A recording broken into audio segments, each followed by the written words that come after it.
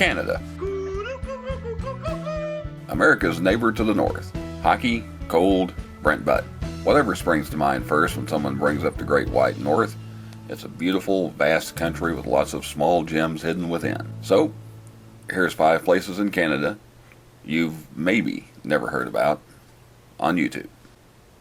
Number 1, show me the money.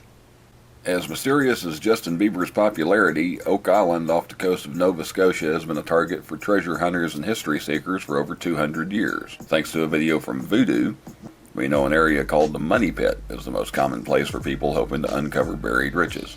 A group of teenagers stumbled across man-made tunnels in the late 1700s that reached at least 90 feet below the surface.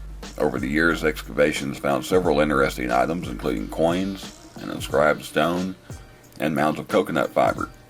Unfortunately, an unorganized excavation in the 1960s caused holes around the entrance to collapse. Treasure hunters today spend most of their time hoping they are at least close to the original entrance. Theories as to what might be buried there include pirates' treasure, the Holy Grail, and a collection of Blue Rodeo CDs. Okay, I made that last one up. Or did I? Number 2, bubbles. Marty from Down the Rabbit Hole Travel hasn't had much of a chance to emphasize the travel in the last year. It's okay, Marty. This whole COVID thing will be over someday. But in January of 2020, she did introduce us to Abraham Lake near the Canadian Rockies in western Alberta. When the man-made lake freezes in the winter, decaying plants on the lake bed release methane gas, which creates bubbles that get trapped beneath the ice.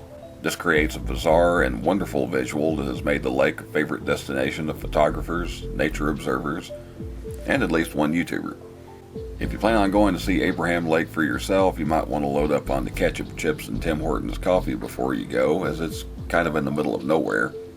The nearest town is Nordig, which is about a 30-minute drive away and boasts little more than a couple of cafes and a few Blue Rodeo CDs. Okay, I really did make that last part up. Number 3, tunnel rats. One of the more unique names in Canada is Moose Jaw, Saskatchewan. That's fitting, as Moose Jaw is home to one of the more unique tourist sites. The tunnels of Moose Jaw were built in 1908 with the intention of changing the city over to steam power. That idea was dropped and the tunnels were left abandoned until someone decided to make use of them. First, Chinese immigrants moved their businesses to the tunnels to avoid the headcount tax, as well as escape racial persecution. When Prohibition hit the U.S., the tunnels were taken over by a seedier element, sneaking alcohol into America and even opening speakeasies in the tunnels. AMI Accessible Media Incorporated takes a look at the modern-day tunnels that have been turned into a living museum and offer live performances based on the bootlegging that took place. They also examined the rumor that Al Capone was involved with the underground activities. Don't tell Geraldo Rivera. Now what, if anything, this vault contains, we have no idea. Number 4, Partridge Family. For those interested in abandoned exploration, not that we do that kind of thing around here, Partridge Island off the coast of St. John, New Brunswick offers a smorgasbord of history, as explained in a video from Titanic called 10 Unusual Abandoned Places in Canada. There is even an American and British connection to the island, as during the American Revolution, British soldiers attacked 8 American privateers staying in a house there, killing 3 and taking 5 prisoners. During the Great Famine, Irish immigrants escaping to North America were processed into Canada through Partridge Island, with more than 1,200 dying on the island and in St. John during the typhus epidemic of 1847. A Celtic cross was erected as a memorial to those that died. That cross still stands, though it is only visited by curious explorers on the island. I should also note, I'm not totally clear on how legal it is to go there. Fair warning. Number 5, reading is fundamental. After all the excitement of the 4 previous sites, how would you like to curl up with a nice book? Hey, reading is fundamental. And if you're going to read, why not look for something rare? Thanks to the Gold Guys, we get a quick look at the Thomas Fisher Rare Book Library in the University of Toronto as part of Robarts Library. Whew. Opened in 1973, the library has the largest collection of rare books and manuscripts in Canada, also housing literary papers from the likes of Margaret Atwood and Leonard Cohen.